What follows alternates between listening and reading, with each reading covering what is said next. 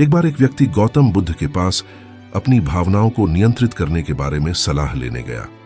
वह व्यक्ति गुस्से और हताशा से जूझ रहा था और वह अपनी भावनाओं को बेहतर ढंग से प्रबंधित करने का तरीका ढूंढ रहा था। बुद्ध मुस्कुराए और उसे बैठने के लिए कहा। उन्होंने कहा, मैं तुम्हें एक कहानी सुनाऊंगा। एक समय की बात है, एक राजा था जिसने एक समृद्ध देश पर शासन किया। एक दिन उसने पड़ोसी राज्य का दौरा करने का फैसला किया। उसने सुना था कि उस राज्य का राजा अपनी बुद्धि के लिए प्रसिद्ध है। जब राजा पहुंचे तो उनका बड़े सम्मान के साथ स्वागत किया गया। भोज के दौरान पड़ोसी राज्य के राजा ने उनके सम्मान में एक भव्य भोज की तैयारी की थी। खाने के दौरान राजा ने अपने सूप में एक मक्खी देखी।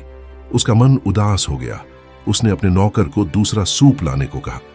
दूसरे राजा ने यह देखा और कहा, कृपया नाराज न हो, यह तो सिर्फ एक छोटी सी मक्खी है।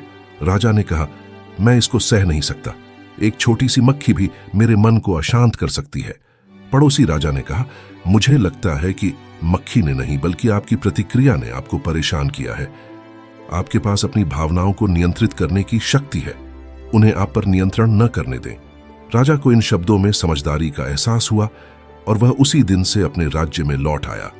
उन्होंने उन स्थितियों पर प्रतिक्रिया न करने की कला का अभ्यास करना शुरू कर दिया जो पहले उनकी भावनाओं को भड़काती थीं।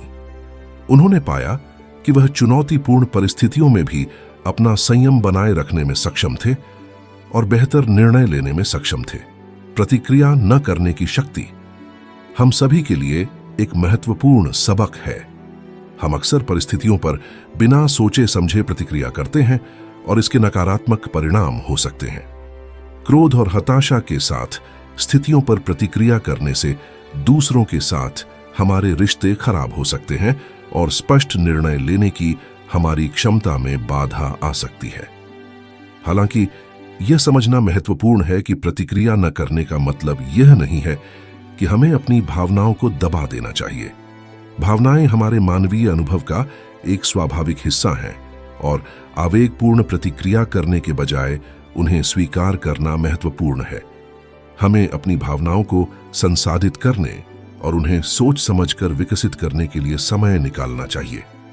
दुनिया के दूसरे हिस्से में एक लड़का था जिसका नाम माइकल था। माइकल बहुत ही भावुक और संवेदनशील लड़का था। वह अक्सर उन स्थितियों पर जल्दी में आवेगपूर्ण हो जाता था जो उसे परेशान करती थीं।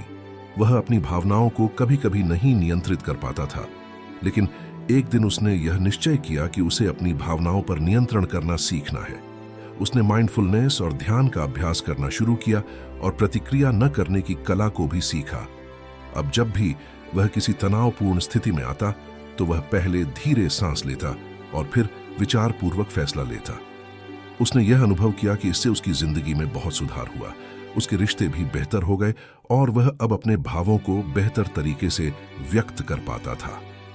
एक दिन उसका एक दोस्त उसके पास आया जिसे समस्याओं से गुजर रहा था। माइकल ने उसकी सुनी और उसे सांत्वना दी। उसका दोस्त बहुत आभारी था और कहा, तुम हमेशा सही बात करते हो और कभी गुस्सा नहीं करते। माइकल ने मुस्कुराते हुए जवाब दिया, हाँ, मुझे अब अपनी भावनाओं को नियंत्रित करना आता है। यह मेरे लिए बहुत महत्वपूर्ण है। उसने अपने दोस्त को भी इसे सीखने की सलाह दी और उसका दोस्त उसके प्रति आभारी रहा।